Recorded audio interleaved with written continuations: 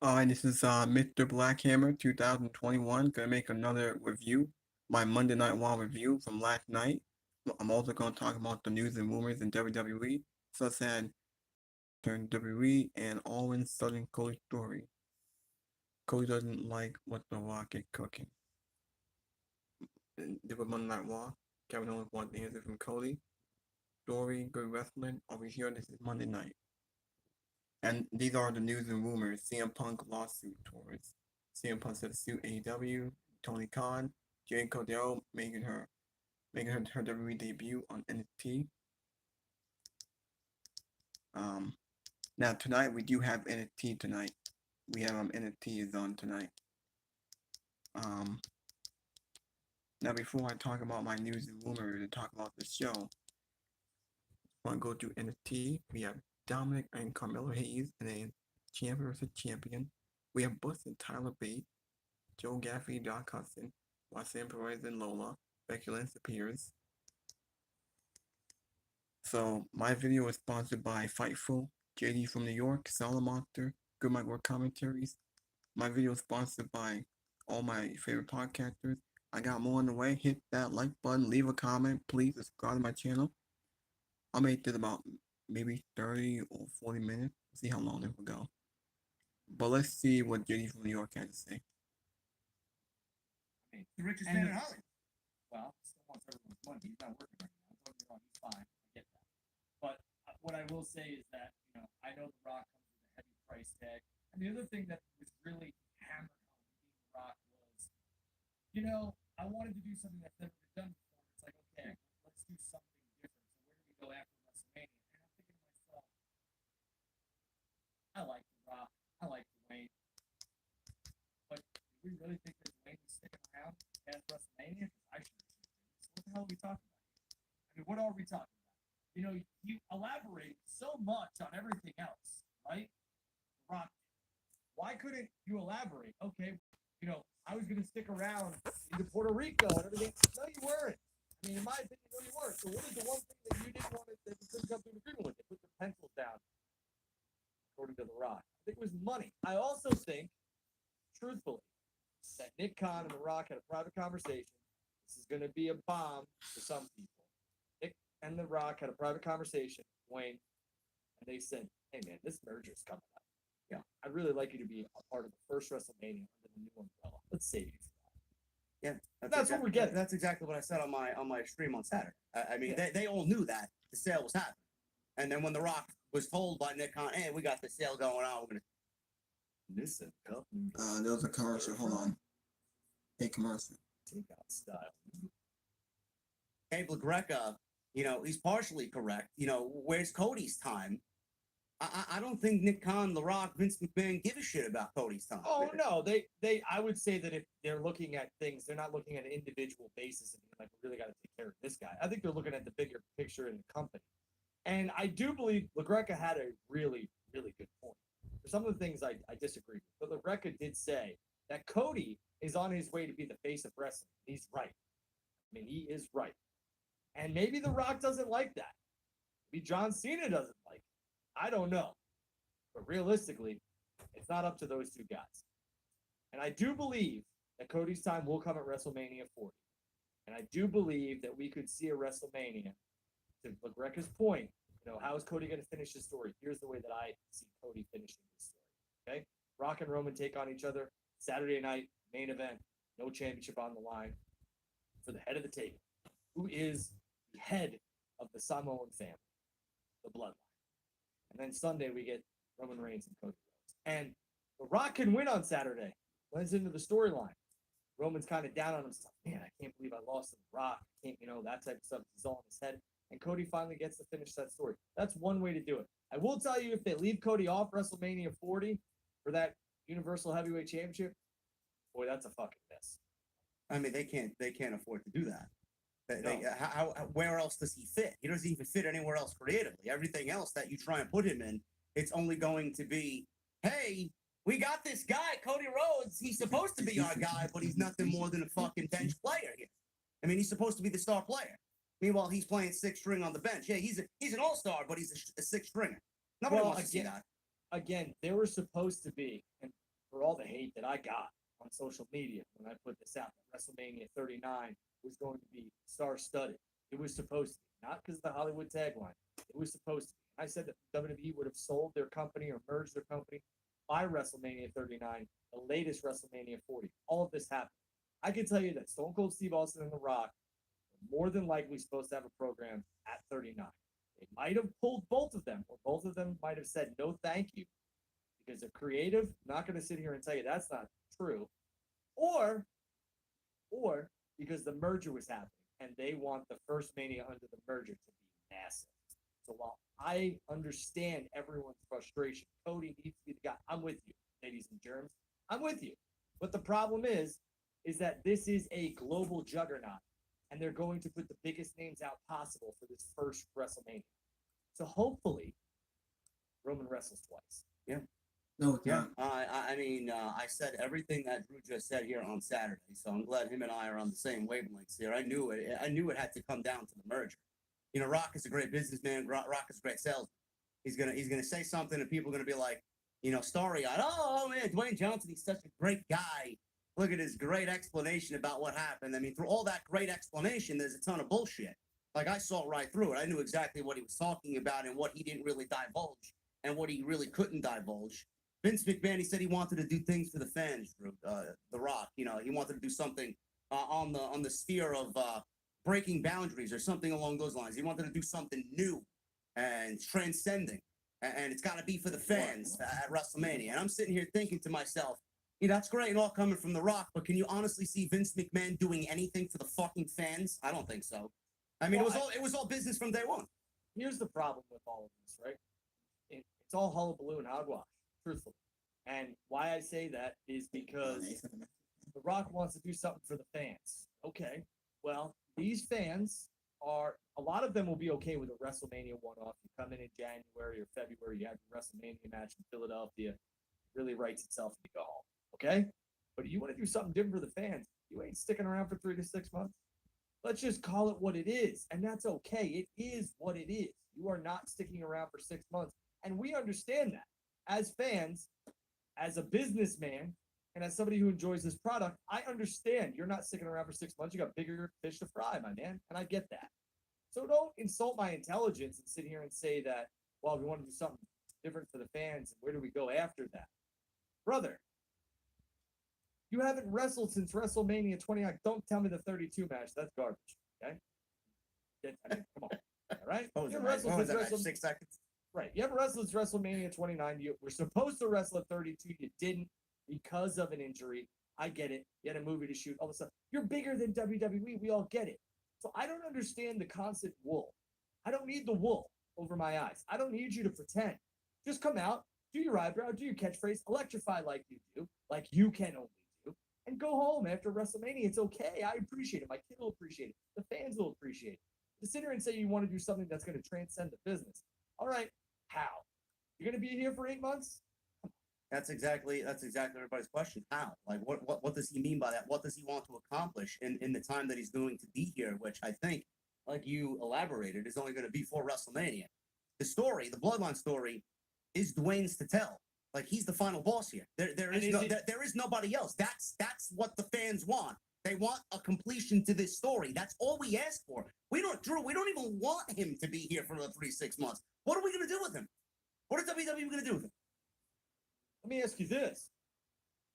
Do you think that Rock will do the job to Roman? Is that what he's talking about? And we need to put this out there. Is The Rock saying, I'm not going to do the job right now, but where are we going after this? I'll put you over after that. I mean, if The Rock doesn't put Roman over, I would have a fucking problem with that, honestly. Like, he comes off a different way online. He comes off like he should be running for the fucking president of the United States. And what he did for Wyndham's family was absolutely unbelievable. You know, he is for the pro wrestler. How much has Rock talked about the future of the industry? And he knows the business inside out. He knows what's going on, even away. He knows what's going on with the WWE product. If he goes to WrestleMania, Drew, and doesn't put over his cousin in the midst of one of the greatest runs ever, what does that say about Dwayne? Is he here for the WWE? Is he here for the fans? Is he here for the future of the company? Or is he here for Dwayne to get one last win on his under his belt and then go off into the sunset once and for all? I mean, that's kind of fucked up. Not another notch under your Listen, I will say this. I think that I know that Dwayne The Rock is one of the best people in the business in terms of giving back and generosity and everything else like that. But The Rock became The Rock because The Rock looks out for The Rock. Dwayne Johnson looks out for Dwayne. You're only going to look out for you, and I get that, and I'm okay with it. I'm okay with it. But I don't like some of the salesmanship that goes back and forth here with Dwayne and him telling the people, well, I get it. You're a people person. You got nothing really going on right now. To sit there and say that WrestleMania 39 was a lock and then it just, it didn't work out because it was about money. It was about money. I mean, let's just, come on. Really. And probably he didn't want to do the job. Well, I mean, if that comes out eventually, it may never come out, but that would be fun. That would be terrible. Well, what is he showing? He's going to show up at WrestleMania 39. And I mean, why not? Why not do it, JD? Because of the merger, because of the cash. Yes. Hey, Dwayne, there's going to be more money involved down the road. You stick around. We're Endeavor. Yeah. It's UFC. We're getting money. Yeah. And you're going to sit back and tell me that that's not why the man didn't show up at WrestleMania 39? If he's going to do the job at 40, why not do it at 39? He is Hollywood. He has any ties to Philadelphia? Does Cody have any ill will or reservations potentially? He's never going to admit that he is being used as like a pawn here in this ultimate scheme here by Nick Khan and Vince McMahon to move whatever happened or should have happened at WrestleMania 39 to WrestleMania 40. Cody realistically was used as a puppet here. Well, if I'm Cody Rhodes, I'm just reading a couple of comments here. I appreciate the love. If I'm Cody Rhodes, I feel like the backup plan, right? Yeah. It's like, oh wait a second. This is what was gonna. But you want to know a $4 million backup plan with a WrestleMania main event on by me? I'm sure he's just biding his time, eating Cody Rhodes. I will say that if the WWE decides for some reason to play favorites and Nick Khan and Vince and Ari Emanuel play their cards and they're like, well, gotta have Rock versus Roman. It's bigger box office. Yeah, you're right. You're right. But the longevity of your product might start to get a little bit pissed off and everything else that comes with that. Those casual fans tune out after WrestleMania. So longevity-wise, return audience-wise.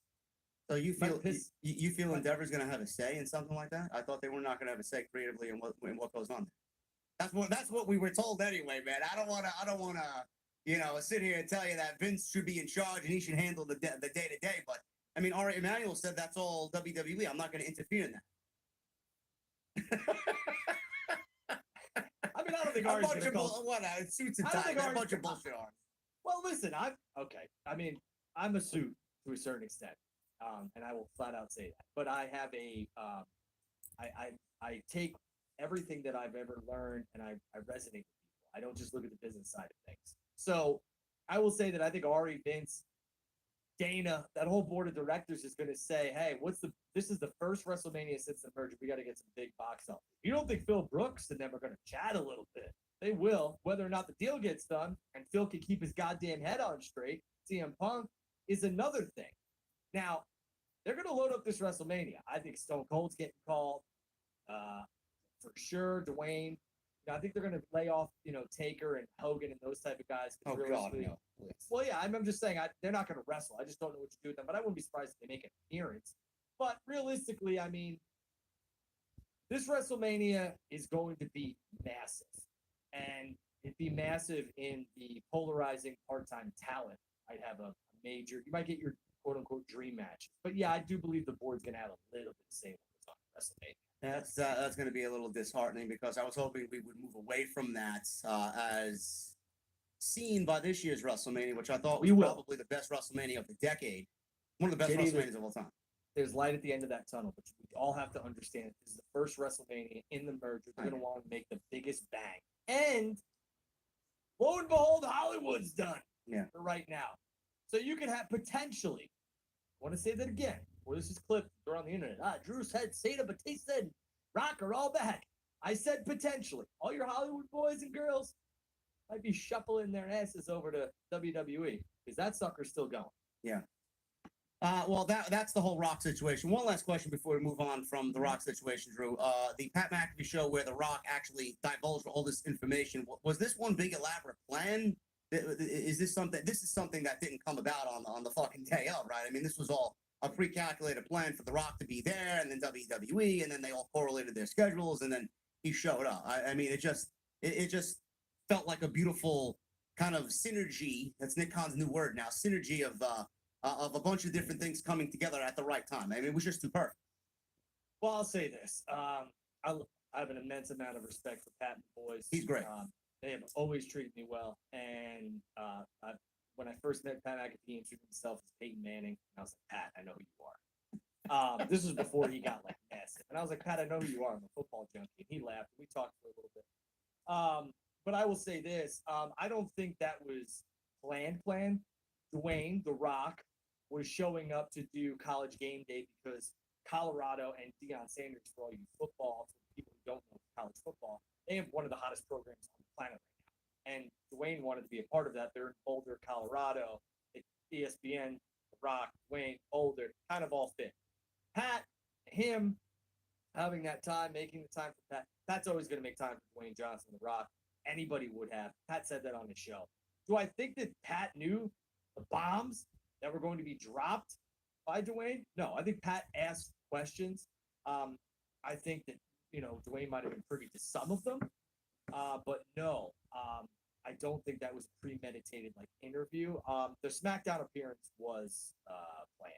Yes. Kind of goes to show you what everybody thinks of Pat McAfee when they step on his platform. I mean, they trust him enough to actually kind of unload that type of information and just sit down and have a real human to human chat with him on that stuff, because I don't think anybody else, maybe a Van Vliet. I don't know. I don't know who else would have really pulled that information out of the Rock. I mean, he does ask the good questions to Pat McAfee. So, I mean, you got to give him respect. And I love his show and the way everything just kind of flows. And, it's usually something that I say I'd love to work towards, something like that. So shout out to Pat McAfee. And we will 100% be there. We will 100% have a show live just like that. We will be just the professional wrestling version of it. Trust me. That would be great. That's the dream right there. That's the goal. Rock. So everybody's now on the Rock and Roman train, and I do agree with you, Drew. I do think the perfect. Yeah. And I said this last year. I think I was one of the only few creators that actually said it. I don't mind a double main event where Roman's going to wrestle 2 nights on Saturday and Sunday. I mean, he's taken so much time off that asking that of him is not really asking a lot of Roman Reigns. I mean, he's out for 3 months, which is going to transition me into my next piece of news here. Roman is going to be at the Crown Jewel show that is happening in November, on November 4th in Saudi Arabia. That's when his next match will be. He will be on TV. He will be on TV leading to that big title match. Who it will be against, I don't know right now. 2 names in the back of my mind are AJ Styles, and with what we've seen on television, especially with LA Knight beating The Miz, and him basically calling out every champion in the WWE, LA Knight's throwing his name into the hat, which I hope that they stay far, far, far away from, because if LA Knight and Roman Reigns is the match, and LA Knight loses, where does LA Knight go from there? So I would much rather it be AJ Styles, who's not really in the middle of anything. LA Knight is on the way up. AJ Styles is flatlined on WWE TV. What do you think Roman's going to be wrestling in Saudi Arabia? AJ Styles, either AJ Styles or maybe if Cena decides he wants to go over, maybe you can get a little bit of program with Cena. Or maybe you get a 6-man tag or something where it's Roman, Jimmy and Solo taking on John, 2 other people, AJ and somebody else. I mean, I don't know if John Cena is going to go to Saudi Arabia. I don't know that. I know he went to the first one, he being John Cena, but since then he has been very MIA from those shows for a particular reason, which I'm not going to divulge because I don't know if it's accurate or not. But I do believe that, with the Hollywood strike going on, I think that John might become readily available to make some big money. So we'll see. And the Saudi investment firm likes to throw a ton of money at people. And good on them for it. Well, to go on to that question there with John Cena and his hesitation in traveling to Saudi Arabia when WWE's asked him, Dave Meltzer is actually reporting that John Cena is indeed advertised for Crown Jewel in Saudi Arabia. So then there you go. So then, I mean, listen, Roman's, if they want to have a big match to get some people to talk, everyone kind of knows that John could be somebody who defeats Roman. And I believe that would be World Championship number 16. Yeah. Ties Flair's record, right? No, that would be 17. I think. 17 Yeah. Flair's record? Yeah. Okay. So we're getting closer and closer. So I'm just saying the possibilities there. I would like to see a tag match rather than a one-on-one. I think it's too obvious, but everybody's going to do it. They're going to do what Saudi wants them to do to a certain extent because that's a paid show. Yeah, I could see Roman and AJ. They get that out of the way. I could see LA Knight team with John Cena against Austin Theory and Grayson Waller. So you get John Cena and Roman on the same show in separate matches. They don't necessarily need to be in the same match. Though the idea of John Cena teaming with AJ and whomever else against Jimmy and Roman and Solo does sound like an intriguing match. It's something that they should actually do at some point. So, I mean, it could be either one, but we'll figure that out along the way. But John Cena is advertised for Crown Jewel, and Roman will have his title defense at that November 4th show. CM Punk. CM Punk made some comments this week, and he got the internet talking. I would love your take on this because a lot of people are kind of correlating this to Survivor Series, obviously, and a lot of people coming out of last night's Monday Night Raw were making more correlations to what Michael Cole emphasized on commentary, some things that Cody Rhodes might have said indirectly in some of the words that he used against Dominic Mysterio. CM Punk, Drew, says he has some free time for the next 2 months, and he specified 2 months. Obviously, everybody looking at the calendar, looking at what's going on in 2 months. It's Survivor Series in Chicago. And he said this in his first public appearance since his AEW departure. What do you make of these comments from CM Punk? And do you really think the possibility of him showing up in Chicago is greater than it was 2 weeks ago? Because I'm kind of leaning towards yes. I think that Phil Brooks, CM Punk, knows how to keep his name relevant. He's been very good at that. I think it's all going to come down to cash and creative and whether CM Punk can keep his head on straight. I mean, if Nick Khan is there, he's going to keep his head on straight. Sure. I mean, again, I think the WWE is also very good at this stuff too. Like, best in the world, all this other stuff. They're very, very good at this type of stuff. I don't think any agreement has been reached. I think Punk's comment was basically like, let's get people talking because the more buzz he can get, the more WWE's going to be like, all right, we can get something here with this guy. And Survivor Series is in Chicago, so why the hell not? And that's wrestlers. They're just gypsies, tramps, and thieves, man. And that's what they are. And you know what? I think it's a possibility, but realistically, I think CM Punk knows how to keep his name relevant. Yeah, I know. I mentioned this on my Monday Night Raw live stream last night, and it looks like WWE could be building towards 2 separate War Games matches. Which one they go with, I don't know. On SmackDown, they got this little faction warfare going on between Judgment Day, the New Hurt Business, and the Bloodline, or whatever remains of the Bloodline, the OC. I don't know what's going on there. SmackDown seems a little bit too convoluted for my liking right now. But on Monday Night Raw, we got a tease about Drew McIntyre possibly turning heel. I don't know where he is going to fit into plans. Drew McIntyre's a big enough name. If he turns heel, he's going to be in something pretty decent. So then you got the Judgment Day, rather, on Monday Night Raw. You got Damian Priest, Dominic Mysterio, JD McDonough, Finn Balor, and then possibly Drew McIntyre, kind of aligning with the Judgment Day against Cody, Sammy, KO, Jey Uso, and I threw out CM Punk's name as a possibility for a 5th if they want to do War Games in Survivor Series. So, I mean, it does line up, and that would be kind of funny if Cody Rhodes and CM Punk end up on the same team. And I know I'm just fantasy booking, but, it did come up in discussion. And like I said, Cole emphasized some things on commentary. Cody emphasized some things, like you said, best in the world, and whatever else that was said on Monday Night Raw. I do think that there is smoke to the fire there, even though the fire is just nothing more than fucking, little puffs here and there. Are you doing it too? The Fire Still Burns, his first theme song. You doing it too? Yeah. I mean, listen, I would have him come out with that if that's the case. I mean, That's not gonna yeah, WWE doesn't buy WWE doesn't buy rights for music anymore. No, I mean they'll do Cult of Personality. Yeah, I think they still are paying royalties on it. Yeah. Here's the thing.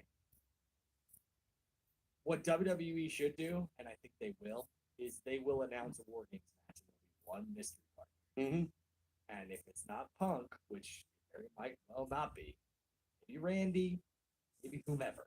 truthfully. Yeah. But they'd be smart to do that because they're already sold out, and they'll have every eyeball professional wrestling sports entertainment world watching if they do a mystery partner. And Tony Khan could even tweet, CM Punk can't wrestle at Survivor Series. Don't waste your time, and people will still not believe the guy. Yeah. I mean, that is a smart move for them to do. I could actually see them doing that too. But then you got to get the mute button ready on Twitter because all the geeks online be like, CM Punk to show up in Survivor Series. Can you vote on my poll? No, come on. Enough. I'm just like they're gonna, and they should. WWE should do that. Yeah, they should. I mean, realistically, they should. Whether it happens or not, who knows? I'd rather if he is gonna come back, he being CM Punk, War Games thing would be cool, but I just like him to show up at the end of the show. Yeah, realistically, I don't need him in a match. Show him at the and again. I don't know if this is going to happen. There was something interesting happening on Monday Night Raw, though, which we'll get into at the end of the show, that I think everybody, 1726 in here, might not be picking up on just yet. And it does not involve CM Punk. And if JD's touched on this, I apologize. I doubt he has, but if he has, I will sit here and be like, you know what? Great minds think alike. There's something a lot of you aren't picking up. It involves the Judgment Day. All right. That's interesting. We got a little tease for the end of the show when we get to the Monday Night Raw section. Speaking of tease, JD. Yeah. What happened with you and Jade Cargill? She blocked. What's going on? Why? Yeah, because I called her green and I said she wasn't very good. I mean, one man's opinion. I don't think that deserves a block, but I don't know. I mean, she also said I couldn't do a pull up, and now I'm doing 3 or 4%. So it's like, and my squat is 300 pounds. So it's like, okay. This is okay. All right. I had to throw it in there, man. My bench press is 300 pounds. Thanks, Jade. Should I show them? Yeah, thanks, Jade. Listen, Jade Cargill, AEW star, heads to WWE. It really doesn't seem like a big loss for AEW because they really didn't know what they had in Jade, in my opinion. Thank you. I mean, how many people were telling me this is a good? The hell? It's a mess.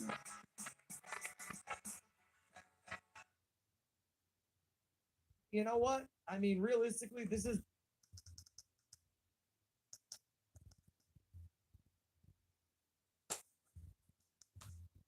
A lot of changes of and he's his match he's going to be wrestling all I mean the point is he's a champion, and yeah, it was that was weird. I mean, it's like, oh, it's a Vince thing. I mean, this is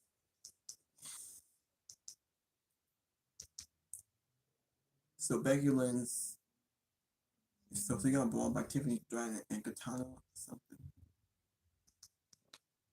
What's the girl's name? These bruisers actually cheered me every week up until you came here. So Becky Lynch, she's gonna continue her feud with Katana Chan.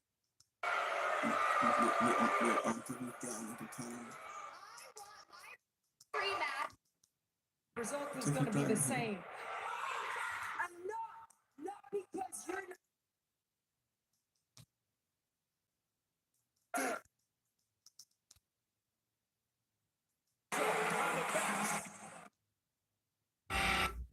So, oh wait, what?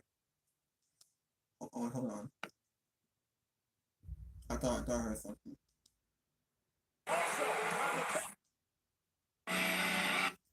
So Becky Lynch is gonna continue her feud with Tiffany Stratton and Katana James. Alright. We have Dominant Bad Day with Trick Williams. Dominant trying to include Trick Williams. We have Tony D'Angelo and Stack discuss their potential challengers. D Hill get JC Jones to make one. That was on NXT because NXT's still on right now. Alright.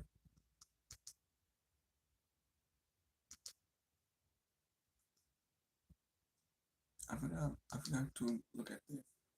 The new pay-per-view. The new AEW pay-per-view prices. AEW pay-per-view. hey, I'm giving away this championship.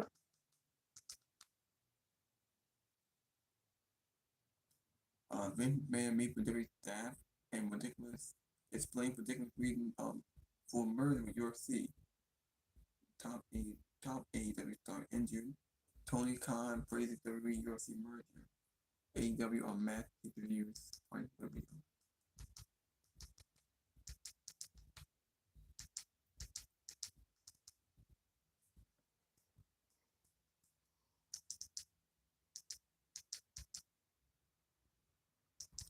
Okay.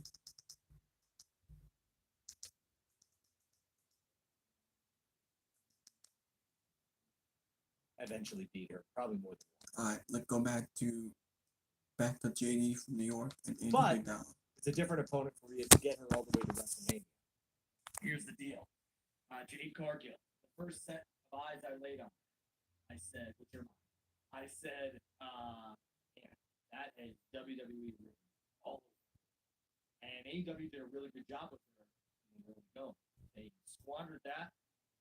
And I do believe WWE will have a massive return on Jade. But to Jade's point, we don't need to rush NXT for a year. I think that's too much. I think she could be on Raw or SmackDown in the near future. If she does go to NXT, which I don't believe she will, I would love to see a 3 to 6 month run. But you know, I don't know. Jade's kind of the hot name right now. But there's a lot of women in NXT right now who are killing it. So we'll have to wait and see. But yeah, to rush these dream matches, slow down a little bit.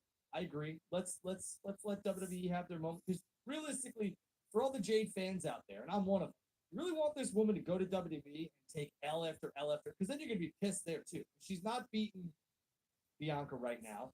She's not beating Rhea. Okay, so you want her to beat up on Natalya? You want her to beat up on who? I mean, Zoe? Who you having to beat up on? You know? I don't know. Listen, I mean, it's 6 months. You know, I take any amount of time in NXT just for her to get herself right and get where she needs to be. And I said, Drew, if you put her on NXT, she's got matches with Roxanne. She's got matches with Gigi Dolan. You know, people that are about equivalent to what Jade can do in the ring. You know, you bring back Nikita Lyons, who I'm very big on. Put her in the ring with Jade Cargill. JC Jane. There are women down there that are on Jade's level that she could look good and better than on a weekly basis, and just have her run through those names. Have a major program with Roxanne. Cora Jade is another one. There are women down there to keep her busy until she makes it to the main roster. Now, I said, why are we rushing everybody that is like a Jade to the main roster? And I use Dragon Lee as an example. I'm like, Dragon Lee is a world-class athlete, pro wrestler. And I know Dragon Lee and his name is not going to really make much of a difference on the main roster, but I'm using it in a sense of, well, if he's an acclaimed superstar and he went to NXT, why is Jade Cargill getting the pass here over somebody like that who automatically himself, just based on his in-ring ability, should be on the main roster? What are we doing? Yeah. I mean, I agree with you. And I think that they have. I mean, Braun Breaker's a Steiner, bro. He could have went to the main roster. Yeah, and I think WWE has a problem. I think what WWE has is their current 2 champions. You know, Io's, I mean, you know, but with Bianca and with Rhea when they were champions, Rhea still is your champion. They've kind of run through everybody. I mean, everybody. They've had all the matches. They've done all this stuff. And, you know, Becky Lynch is now defending the NXT Women's Championship at No Mercy in a premium live event against Tiffany Stratton. And I think that. Oh, is that official? That's official. And if it isn't, I'm sorry. Sorry. Shit. If it isn't official. Yeah, that's another thing. Did we get your opinion on that? I mean, we should talk about too with Becky Lynch after that. I just don't think they know what to do with Becky anymore, because it's like, all right, well, can we have her beat Rhea? Nah, because we have plans for Rhea. I mean, if they want Jade to beat Becky on NXT, I'm okay with that as long as Jade stays down there. Like, why else did you give Becky the championship for? To put it back on Tiffany? I think Tiffany's coming to the main roster, and I think she needs to, like, ASAP. Yeah, I agree. But that's the other thing. We rush her to the main. Well, it's not really a rush. We put her on the main roster. Like, she's got to have some wins. So Becky wins the NXT Women's Championship, and then she's going to drop it to Tiff at No Mercy. Again, this is why I put out the tweet when I put it out. The Becky winning the championship shocked me a little bit. It did. It really did. Because I understand she's ratings monster. And that's She really fine. is. I mean, Yeah. my gripe is with all the people. Oh, it's going to put a spotlight on the championship. No, it's not. But what's What's brand? That's it. well, Tiffany Stratton looks so much better because she was in the ring with Becky Lynch. What do you mean? Well, Like, if you want the Tiffany Stratton to look good, she should have beat Becky Lynch clean, and we should move on to find her a new opponent for No Mercy. So why not? We couldn't have Tiff beat her clean on NXT. You want to save that for the pay-per-view, the premium live event. Oh, so Sure. have Tiffany beat her twice then. That's fine. I don't hate that. But the thing is that Becky's stock kind of goes a little bit down, right? Whose fault is right that? now- well, it's WWE needs to right her back, and I think you're seeing the frustration at times with Becky and what they're doing with her. They don't know what to do with her because all eyes are on Rhea right now, in my opinion. Becky winning this championship, I get, puts a lot of eyeballs on the brand. Does Yes. not put a lot of eyeballs on the women's championship. No. It puts a lot of eyeballs on the brand. They're selling the brand. Becky is helping selling that brand positively to a major network, not under the NBCU umbrella. I get it, guys. But when I put out the tweet, I was shocked because to me, you book yourself into a corner now with Becky. What do you do? Does she do the job to Tiff? Is she going to get blindsided? And how the hell does Jade come in and beat her then? She doesn't have a Money in the Bank contract. Well, there is, I think somebody, I don't know if this is legit or not, and I said this in my tweet earlier today about the Jade Cargill situation. I mean, this is why I think she's perfect for NXT. I don't know when they do their breakout tournaments, but that's a perfect model for her to come on in, debut, and just slay everybody in that tournament and become a number one contender to eventually beat whoever the champion is. Now, I don't know who the champion's going to be. It could be Tiffany Stratton, could be Becky Lynch, but if Tiffany is going to the main roster, Becky Lynch should beat Tiffany Stratton, and Tiffany should move up to the main roster and then forget about that and move on to her own thing. And Jade comes in and wins the tournament and beats Becky Lynch. You want to make a new superstar, and you're so obsessed with making her the woman there. There you go. Yeah, I agree. I agree with you wholeheartedly. That's the way to go. Whether or not they do, we'll have to wait and see. I didn't like this decision from the jump. I think there was something better to do with Becky, and they didn't do it. So now here we are, and it's is that the only Becky had won that championship before, right? This was the first time she won the NXT Women's title.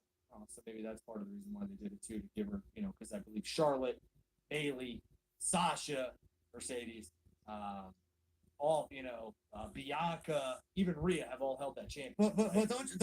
But don't you think the WWE creative has a problem when it pertains to Becky Lynch? Yeah. Like they have a serious fucking oh my god, what are we gonna do? Becky Lynch is not in a title match. What are we gonna do? I mean, it's like they have a nervous breakdown when Becky's not able to be booked in a title match. So they rush her to NXT to take this title off of poor Tiffany, 23 years old, and only for Tiffany to hold the title for 2 weeks, 2 months maybe. What is it, 2 months? And then lose the championship to Becky only to win it back. How is that benefiting anybody? As far as I'm concerned, with the way I look at it, numbers wise, all right, they're even now. They got 1 win apiece. Like, how does that better Tiffany Stratton? Well, what I'll say is that I don't. This is something that's been said a million times. I don't think the championship makes the talent. The talent makes the championship. So, All right, good luck, Becky. He's out there cutting fucking cat in the hat nursery rhymes tonight. I don't know how that was the title match. Yeah, that was bad. But I will say this, and I've only seen the clip of it. I'm sure there's more to it than that. But I will say this, I think Becky winning the NXT championship was a shocker to me. If she does do the job to Tiff, at No Mercy, then I don't know what something else to talk about. But realistically, I don't know if that's happening. I really don't. And I think that we could see something where Becky holds on to it for a little bit, and then maybe Tiffany and her have a match on Raw for the NXT title, and that's when Tiffany gets it. That's kind of her main roster. It's the same thing they did with Braun Breaker and Dolph Ziggler. Yeah, the same thing. Yeah, I don't know. That's the thing. Like, I don't necessarily like the going up and down type of stuff. NXT talent, roster talent. Yeah, stop fusing the 2 brands together or the 3 brands and intertwining them. I mean, Dragon Lee's wrestling Dominic Mysterio on Raw and not at the pay-per-view. Why? Like, I get it. Like, you want to bring more awareness to NXT. And this is the problem that I have as a fan. You didn't do... The hell?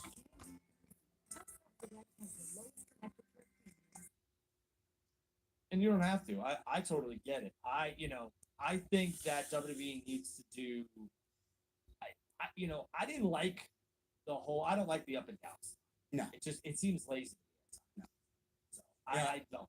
And going back to the Jade thing, the breakout tournament, I think that's the best way for her. And I have to tell you, people, man, call to action for everybody listening. You gotta stop fantasy booking this shit, okay? Jade can't even fucking do a proper headlock and sell correctly, and you're. Stay blocked. I might as well just go all the dig way that with grave. it.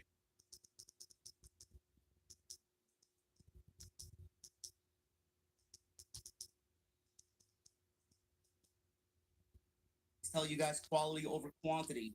She needs to learn to be a leader and not someone who's just built like a superhero and WWE's going to put her in this movie and she's going to get Hollywood and all this nonsense. That's going to come. We know that. She's built for that. She also has to do her day-to-day, which is a pro wrestler. She's going to be on the road, 300 days a year with the WWE brand. She's going to have to know how to wrestle. And if you put this Jade in a ring with Rhea, Bianca, Io, Asuka, Charlotte, Becky, you're in for a fucking disaster. Like we know Jade and everybody else listens to these podcasts and they search their name on social media. We get it. If she's serious, she'll take what we say and prove us all wrong. This is an instance, Drew, where I want to be proved wrong because I have been asking for better women's wrestling in a better division for many years. And I know Vince and Bruce and all those guys don't really give a shit about women's wrestling. And everybody wants to quickly blame Triple H for the lack of women's wrestling right now. I don't think it's his fault. So if you want this division to be better, we're going to need a better Jade Cargill and a lot of people to step up and make this division better. And that's all I want. That's what I care about. Yeah, no, and I'm with you. I think that we all want a better product, and I do believe that the women's product in WWE was some of the best stuff we had ever seen. It still is. Some of the characters and some of the stars, they were outshining the men for many, I would say, many years. And now it's kind of like, okay, well, we need to hit a little bit of a reset button and retool with the stars we just made, a la Rhea, Bianca, Io, et cetera, with some of the legends that have been around. Because Charlotte, Bayley, Becky are kind of that. They're in that legends group. I know it's not Trish and Lita, but I mean, if you go back, Charlotte's been wrestling for what? And Becky's been wrestling since 7 years, 8 years. Yeah. And the longevity of a woman's career in WWE is, I think, max 10 to 12. So I'm with you. I would like to see more out of this too. I'd like to see them rebuild and retool that division. It seems like she parted well with AEW. She did, and Tony Khan said that she's welcome back anytime. But the thing is, Drew, with AEW, I mean, and this is only one instance. Jade should have been more. I think a lot of people really understand that Jade should have been more coming out of AEW, and they kind of dropped the ball. And I said in my initial video that I did as far as a reaction to this news, I don't feel AEW knows how to build superstars. They know how to build superstars, but they don't know how to create stars. Like MJF is the exception. Darby's the exception. Guys like that. Orange Cassidy. I mean, they've taken what has worked on the indies and wherever these guys came from and kind of enhanced their overall presentation, but they don't know how to create superstars. And Jade Cargill was a fresh slate, bro, and they didn't do anything to really tap into that potential. It's different, though. So I'll challenge you here where MJF and, like you said, Cassidy, Darby, they're all tailor-fitted, tailor-made for AEW's product. Jade was never going to fit in AEW, and she did for a little bit. And they didn't know what to do. They built her kind of like the female Goldberg, and then they didn't know what the hell to do with her. And realistically, I think they tried to keep her happy. But Jade never fit that product. Jade had WWE written all over her. Like I said, the first second I saw her, and I'm sure the first second WWE saw her on AEW program. So I disagree a little bit. I think AEW has done a good job with some of its talent, but a majority of them were made on the independent scene. I mean, WWE took Kevin Owens, took Finn, took AJ. I mean, AJ Sammy. was everywhere. Sammy's kind of a different character than he was in the independent scene. Kevin really isn't. AJ isn't. Finn isn't, besides a little bit of an inclination here or there. But I mean, why? If it's not broken, don't fix it. And AEW's MO is the best professional wrestling on the planet. That's why guys like Danielson and everybody else excel there. Yeah. Will Ospreay, rough. Yeah. It's not. Randy here. It's not WWE. Some of these guys and girls have WWE written all over. MJF's a shoe-in for WWE. Yeah. Stars. There's a lot of guys and girls. Jade Cargill is going to be a big star in WWE because they will hide her faults and accentuate her positives. I hope so. And going back to the talent and what WWE does different from AEW, they did have a tryout or about to have a tryout at the Performance Center. And a lot of independent talents were making their way to the Performance Center this week. And it's good to see. I said this today on the video that I uploaded on my channel. I said, I'm glad that WWE is now moving away from that whole NIL thing. They're not really moving away from it, but they're kind of not really focusing only on that. And they're going to the indies to fill the gaps in the Performance Center and get talent from the indies to put on NXT, which I think is a great move. And I don't know why they ever went away with that, because the NIL program is going to be a great program, but it's not going to be a return on investment as quick as WWE wants. No, and like you said, all of those men and women for the most part are very, very great. Granted, great athletes. Yeah. But the Kurt Angles and the Brock Lesnar's and the Ronda Rouseys of the world are very few and far. Yeah. So So this is clearly a right move for WWE and Jade Cargill. Not a surprising one, and we'll see what happens with AEW. I know a lot of people are going to cry that this is a big loss, and who knows? Maybe we see Mercedes tomorrow night at Grand Slam. Maybe she comes on in for wrestling. I don't know. I think that's a nice trade-off if you're looking at it from an outside perspective. Looking at Jay goes there, Mercedes comes here, or maybe we're all wrong, and Mercedes ends up going back to WWE because of what they're doing with Jade and bringing women like Jade over there. I don't know, but I mean that's a move I would happily make if Jade's going to leave and we get Mercedes. I think Mercedes is going to work for AEW, but I do believe that Mercedes Moné, Sasha Banks will be WWE bound eventually. Yeah. Not within the next 6 to 12 months, but I think she, just like some others, will use whatever company, whether New Japan or AEW, to continue to have the name out there. And yeah, Wrestle Dream works. I owe Tony Khan an apology. He really stepped up for Grand Slam. I still don't love Wrestle Dream, but Tony did good with Grand Slam. He gave me something I can sink my teeth into. So. Yeah, he did well with Grand Slam. I would say, or go out as far as to say that Grand Slam has been built better than All Out and All In. And Wrestle Dream, we still have a couple of weeks, but I feel like that's being built pretty decently as well. So we know that when they apply themselves, they can build and book 2 shows within a week and a half, 2 weeks of each other. So that's not the problem.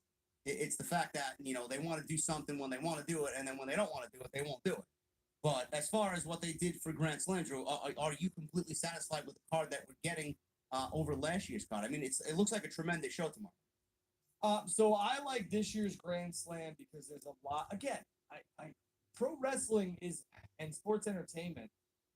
You don't need when it's football or it's UFC, right? Even UFC for the most part, they need to have their shit talking back and forth. Those guys got to sell a pay-per-view. It's the number 1 versus the number 2, or sometimes it's the champion versus the number 4 or whatever top contender. So they kind of sell themselves. Joe Burrow taking on Patrick Mahomes sells itself for all you football fans. With WWE or AEW, professional wrestling, New Japan, whatever, you need to sell me into watching your show, buying your pay-per-view, or subscribing to your network or your streaming service for your premium live events, a la WWE. That's what professional wrestling is all about. Who, what, where, and why. And then I'll buy. Who, what, where, and why, and I'll buy. That's what it's all about. Or I'll invest my time. That's the one thing none of us can buy is time. So if you'd like me to invest my time into something, then give me something that I want to invest my time into. And I think AEW did that with Grand Slam.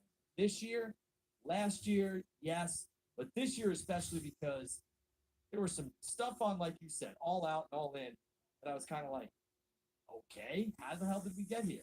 Grand Slam really doesn't have it. No, they don't. Everything seems to make sense. Everything is part of a storyline. MJF will be defending the AEW World Championship, apparently injured. He was on a lot of the New York City morning talk shows, and he kind of mentioned that he was going into this match with Samoa Joe injured. The severity of the injury, we don't know yet. It could be MJF just playing up the fact that he did have a neck injury, kayfabe, on television. So we will see what happens there. But does MJF lose the AEW title to Samoa Joe, Drew? Because Joe, the last time that he was on TV, vowed that he was going to take every single thing away from MJF that was near and dear to him.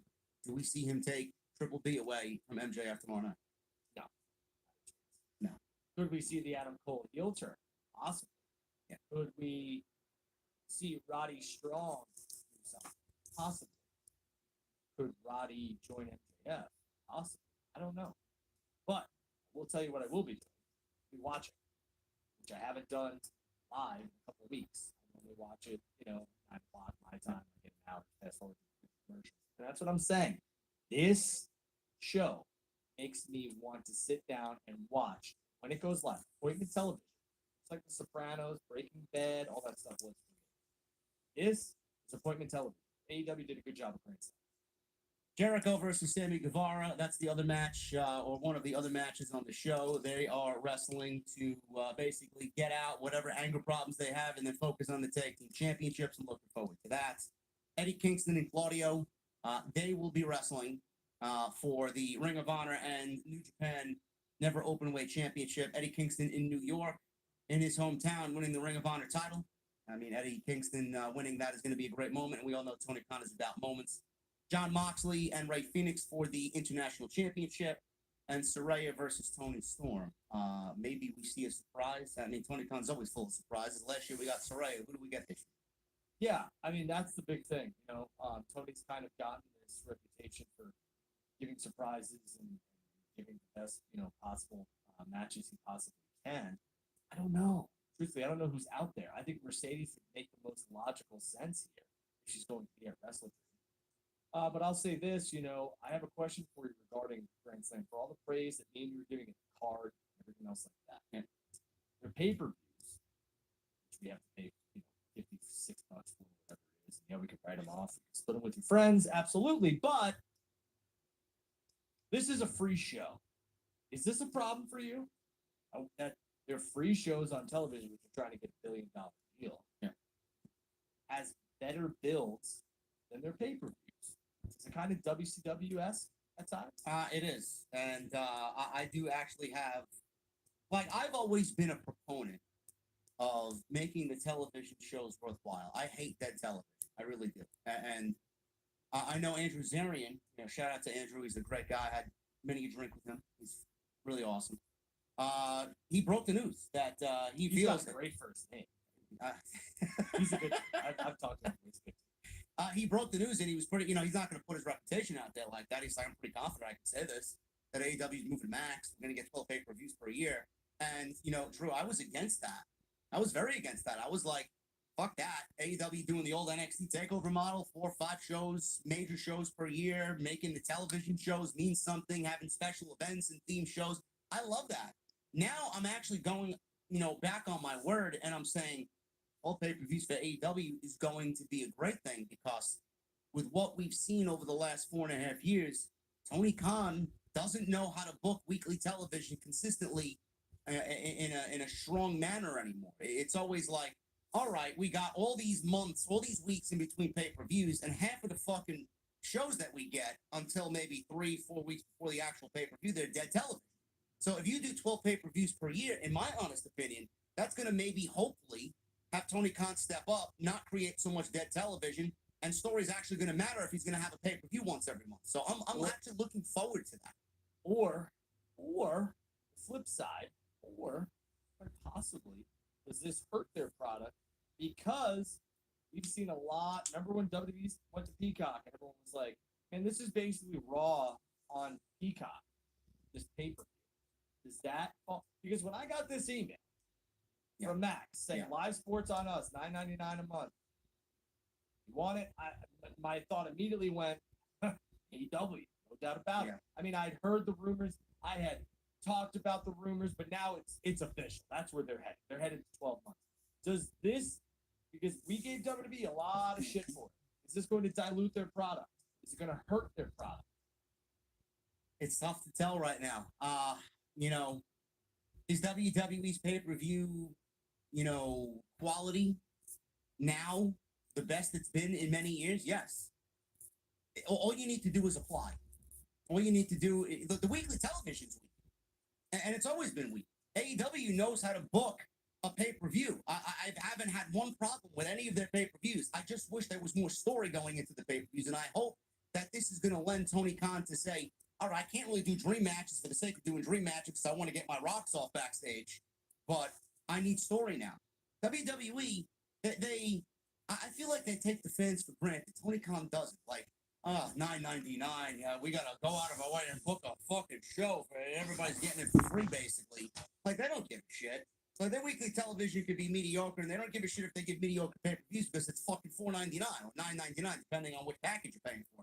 If it was $65, if it was $65, I hope that wouldn't be the case. But Tony Khan, he loves making fans happy. That's the one thing I can genuinely say. He wants to make everyone happy, and I don't think he's gonna go that way. I just want the Jericho commercials where it's $9.99. That's all I want. I wanted to make fun of what WWE did for so many years. $9.99. Alright. Pretty soon we're gonna talk about Monday Night Raw. First, I think we'll watch like 5 Black more. magic tire wet. Hold on. I mean, I think those boys and girls are being paid handsomely anyway. And Tony, to his credit, Tony Khan is a very generous, caring owner. Yeah. From what I can tell. So I think he'll take care of them. I mean, But isn't this something where Warner Brothers and Discovery, whatever, Warner Brothers Discovery, aren't they going to compensate AEW if they're going to bundle all these shows onto Max? They're obviously going to be paid for this in the negotiations when they come down and make a deal, and then some of that money is going to go towards the locker room when they have to re-up contracts. No, so they're going to be And the other thing is that like Tony Khan, yeah, 100%. And Tony Khan can want to put out the best possible product he can. Wanting and doing are two different things. And all of a sudden you have a streaming partner. Things change a little bit. Not to mention, it's hard. It's hard to write television. Tony is writing Dynamite, Collision, Rampage, and now he's gonna have to write monthly paper. Don't get me started with Collision. Me It either. don't even feel the same. It doesn't feel the same. I mean, we got fucking half of it. Maybe you didn't watch. No. Half of it was Ring of Honor on Saturday. Like, what No, am I I don't- watching? I'm not watching Ring of Honor plus FTR. I'm not doing it. No. I'm not. And I love Danielson. I love Starks, but no. Punk was a draw for that show, and everything else was just gravy. No, I'm sorry. No. I mean, this Saturday looks good. We got Andrade versus Jay White, and we got Ricky Starks with Bryan Danielson in Texas Death. Where is that show? It's probably somewhere in fucking Texas for all we know. I don't know. I don't know. But yeah, I do agree that it could divulge dilute the product. I do think that the potential is there for that, but I'm hoping that Tony Khan knows the mistakes that WWE made and hopefully does everything he can to stay away from having that happen to him. They're in Grand Rapids, Michigan, Texas Deathmatch. I mean, if It's there's been done. Texas Death Matches. How many Texas Death Matches have they done this year alone? Battle Royals, tournaments, fucking what else? I mean, give me a break with this shit already. It's like I know you're old school, bro, but let's take a rest. Yeah, I don't know, bro. I would have told Rampage to kiss penis and perish, and I would have thrown Collision on his Arthur Ashe show. Yeah. All right. Does it feel like AEW's an afterthought, man? I mean, with how hot WWE is now, especially with this Rock news and him being back, the potential of him being at WrestleMania. I mean, what does AEW realistically need to do to really stand out, to stand next to the juggernaut that is WWE right now? Because it seemingly looks like WWE is churning their wheels and they're just fucking growing more powerful and powerful as the weeks and months go on. So what does AEW got to do here? Well, I've said this a bunch of times. WWE is calculated. Nick Khan, Vince McMahon, Paul Levesque. They're all calculated, and the women that are there as well, all calculated men and women. I mean, they are. And this Punk news happens, and then all of a sudden it's like, let's play the John Cena card. Okay, well, that got some buzz. Let's play the Rock is going to be, let's play the Rock card. Tony Khan doesn't have the Rock and John Cena bullets in his gut. He doesn't, and rightfully so. But, and that's not a knock, it's just the facts. The facts of the matter is that WWE has a lot of bullets in their chamber that they can shoot. When they choose to shoot them, timing is fucking everything, ladies and gentlemen. If there's one thing that I will teach you on this show, is that timing is everything. Everything, both in life and in business. Okay? WWE is pushing the right buttons at the right time. Everything is done in a very calculated manner. Yeah, and it's been that way all year. Every announcement, Fastlane being where the Indy 500 is, and all these other different announcements. I mean, they didn't. I was told that they were going to make the announcement today about the Perth Australia show. That's coming imminently. That's 100%. another 62,000 people. I mean, when that show's going to be, it's probably going to be in February. I'm assuming. I think maybe Elimination Chamber may be held there. I don't know, but I mean, all their international announcements, everything's just done nicely and strategically, and like you said, timing. Like they don't rush these announcements; they space them out very nicely. When AEW signs Edge, that's a big deal. When Adam Cole goes over to AEW and he debuts Anything else like that. WWE will make another announcement. Probably Rock, or not Rock. It'll probably be Roman and a tag team partner taking on Cena at Saudi. That's that they'll pull that bullet in their chamber and they'll shoot it. Announcing the Royal Rumble in Tampa Bay, big deals. It's an easy drive for Cena. Yeah. There's a lot of things WWE is doing, and if you don't think that they are taking into the equation that AEW is competition, they are big time. Shifting gears to Monday Night Raw here, man. I know you said there was something that you picked up on Monday Night Raw with the Judgment Day. I thought Monday Night Raw was a great show. I wasn't sure what show I was watching because it felt very pro wrestling forward, very storyline driven. I didn't really believe the words that were coming out of my mouth. I'm like, who is this person? I mean, am I even myself? Monday Night Raw was a great wrestling show. Like, we have story on this show. Friday, we're not getting really anything. It just feels so convoluted. But Monday, we got Jey Uso and the mistrust of the locker room, the Drew McIntyre heel turn. We got Cody and his doing, bringing Jey Uso over there. Kevin Owens trust Cody and Sammy. Chad Gable officially chasing Gunther now, but Bronson Reed and Ciampa are stepping up.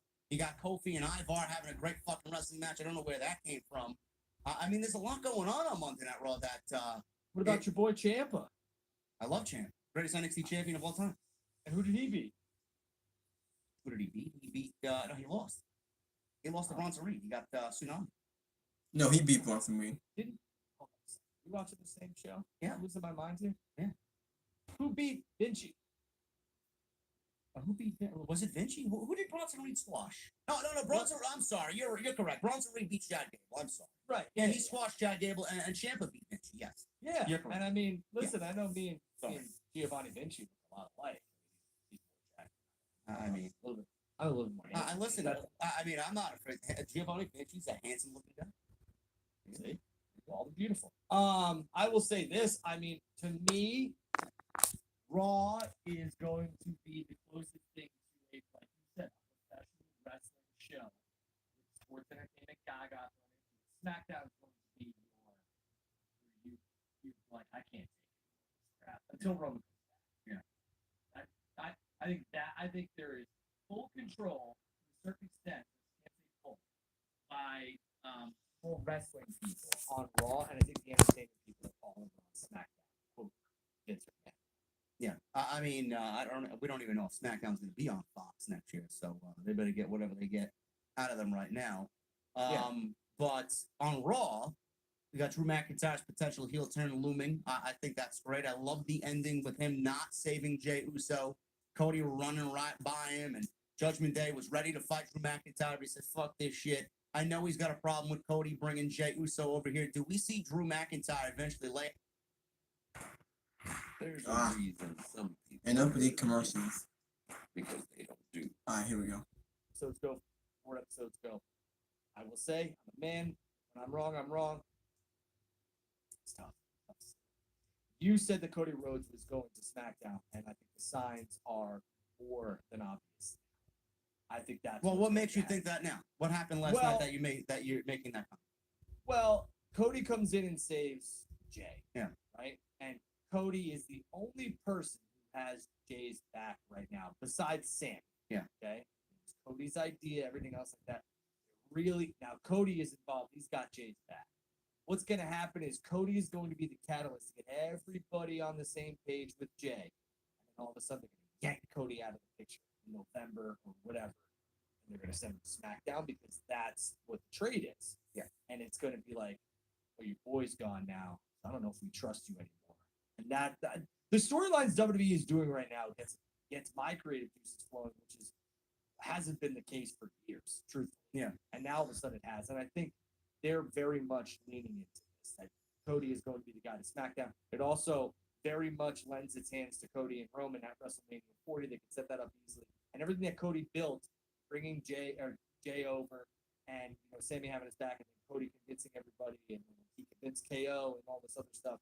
And you watch, Cody's going to be shit. Well, some people in my chat were complaining that it's very similar to what they did with Sammy in the Bloodline, building to WrestleMania. Now it's just reversed. Now Jey Uso is the one trying to find acceptance when Sammy was trying to find acceptance with the Bloodline. I mean, is it too similar for you, or is it hitting different wavelengths? No, I think it's different because Jimmy and Jay were such intricate and like they were important parts of the bloodline. They were it was you don't have the bloodline without Jimmy and Jay. They're both split now, and Jay's on Raw, and Jay, was going after the world championship. Sami Zayn got that match at Elimination Chamber because Roman turned on him, and he turned on the bloodline. So no, I don't think this is similar at all. I think Jay has all the momentum where Sammy was kind of getting a career revitalization with the bloodline.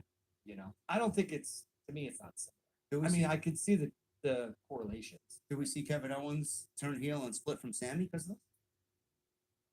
Potentially. Maybe. The interesting part of this whole thing is the Kevin Owens Sammy dynamic. Yeah. And what happens with Cody. If Cody stays on Raw past November and they ship somebody to SmackDown, and I'm a little concerned. And again, I want to say this with all due respect. We have no idea what Cody's program was coming after the SummerSlam. Do I think they fumbled? Yeah. Do I think they don't know what to do? Yeah. Possibly. Maybe it was Wyndham. God rest his soul. Maybe. I mean, it's actually starting to look like that. Yeah, so maybe they just are trying to figure it out, Yeah. and that would have been special, really would have. Yeah. So maybe, he gets rid of the beast and now he's got to deal with the Fiend. It's unfortunate. Like I said, God rest his soul. But yeah, I think they need to figure out what they're doing with Cody and hopefully they figure it out quick. Drew McIntyre works for me though. Yeah, I think Drew McIntyre works for me as well. I'm actually looking forward to that. It's not even a lot. He just switched up an attitude adjustment there, and McIntyre has automatically become a lot more intriguing than he was 3 or 4 weeks ago when he was dancing around with the New Day. I think that's great. I'm looking forward to that, and I think that's going to work well for Cody. If he does stay on Raw, I do think that he's the guy that's going to be shipped over to SmackDown, and he's the only guy that makes sense. Anybody else that gets traded for Jey Uso from Raw, it's not going to make any sense. It's got to be of equal or greater value there, and Cody's the only name. The Judgment Day. The Judgment Day. What did you find last night that I might have missed with the Judgment Day? Because I'm very curious about what's going on. It's not just last night. And I want to say this in the chat. I see some people talking about 1.3, 1.2. Yeah. Who Listen, cares? first of all, correct. Second of all, it was a doubleheader on Monday Night Football. I mean, Raw is going to be dominated at times by Monday Night Football. The NFL is a juggernaut. Don't worry about the ratings. Worry about what they're putting out. That's it. Just worry about it. The product is watchable and enjoyable to you. Cool. Wrestling's an escape from reality, folks. That's all it is. Some of the best athletes in the world. The Judgment Day was not just last week. This goes back weeks, maybe even a month. But I will say this. JD McDonough presented. I don't want anybody else, any of you sons of bitches stealing this, but I'm going to say JD McDonough presented Damian Priest with that new Money in the Bank contract, right? Or that briefcase. Yep. Okay. They have constantly shown that green briefcase that's no longer valid, quote unquote, in the locker rooms, in Judgment Day's backstage stuff. I'm telling you right now, Priest is going to go cash in one of these days. And that contract ain't going to be in that purple briefcase. It's going to be sitting in the gray one. That's an interesting concept there. Now, why would JD McDonough do that when he's trying to win brownie points to join the Judgment Day? Because Finn and JD are out. The whole tag team championship reign, everything else like that, there's a story within a story. And Finn and everybody else Finn and JD wanted out. It happened. Now they've weaseled their way to get the contract out of Damian Priest, which was standing in the way. JD had talked about this. If you go back, JD had that was talked about stupid. it. Now all of a sudden he's buddy. He's trying to weasel his way into Judgment. They got the tag team titles. Watch. I'm telling you, it's coming. Damian Priest is going to go cash in that contract one of these days, and he's not going to win. Or he gets the 3 count, and they open the briefcase. The rest opens the briefcase, or maybe before. I don't know how we get here, but they're going to open that briefcase. The contract's not going to be in there, and Finn and JD McDonough are going to be standing at the top of the briefcase, or at the top of the ramp like this. I'm telling you, that's what's going to happen. All right, because everybody in the chat, bookmark it 118, 119 on episode. Well, that would be kind of 14, where this stupid. guy That's not says gonna be that, smart. we got a troll job with the briefcase company. 100%, because here's the deal. Priest stock is at an all-time high. Judgment Day stock is at an all-time high. He can ill afford to lose that cash in. That it just sinks.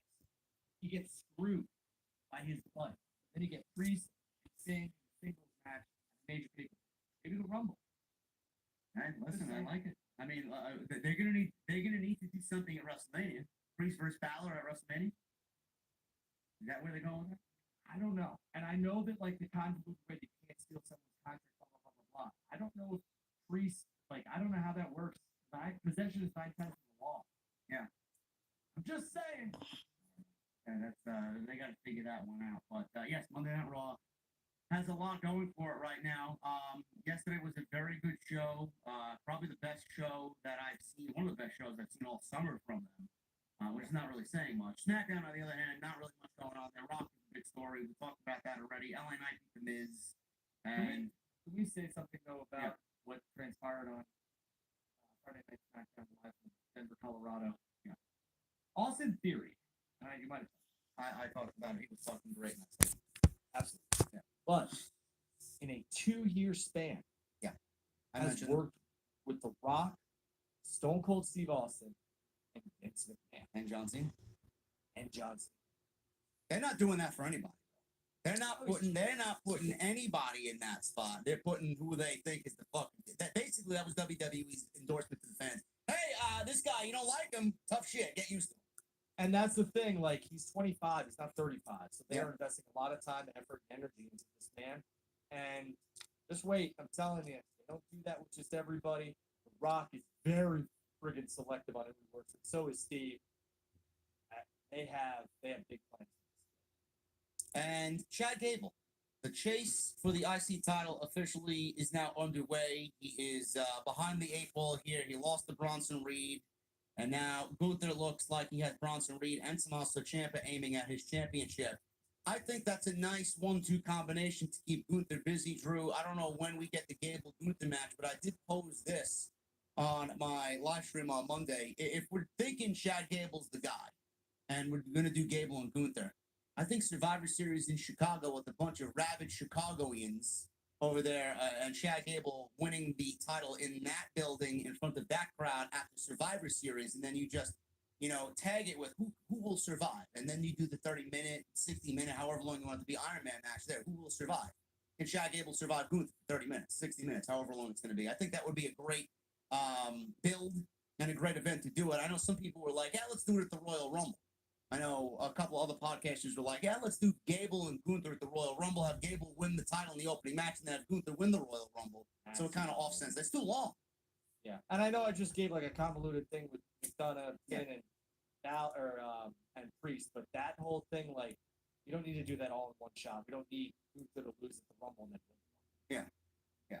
So that's, I think that's a great spot there. I think we do it this year, and then Gunther does move on to win the Royal Rumble because that's where I'm going to win the Royal Rumble in 2024. What else you got over there, man? Anything else you want to talk about or run through here before we get to the Super Chats? Yeah, I want to talk about a couple things, and we kind of touched on it a little bit, but Eric Bischoff said on 83 Weeks, I believe, that it just made more sense for Edge to head to AEW. We've kind of really touched on this. I'm about to end the video pretty soon, since they talked about Monday Night Raw. About to end the video pretty soon, because, well, might will end the video. I will not do a review on NXT. We did get some matches here. Randy Orton on NXT. Doesn't mean we won't talk about it. Randy Orton on NXT. They even have What? Who said Randy Orton going to NXT?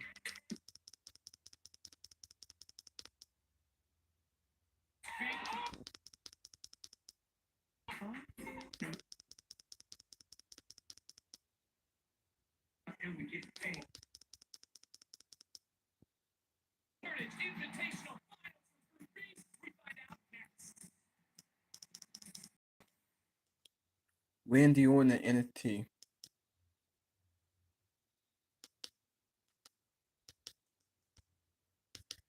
Well, might as well just end the video. Might as well show y'all a quick image of Monday Night Raw.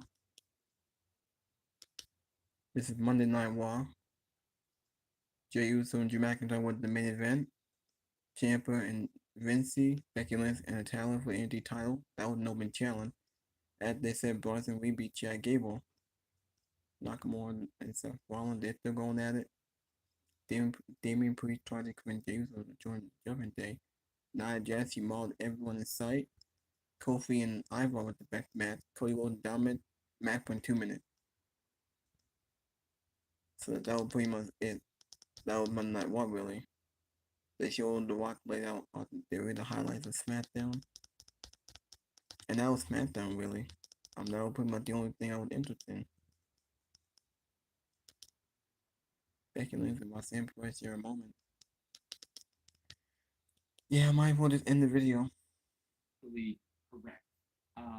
Lynch reportedly lobbied for Knox to get the spot, and Knox appeared in the script for most of the day. However, 10 minutes before doors opened in Salt Lake City, Utah, Knox was pulled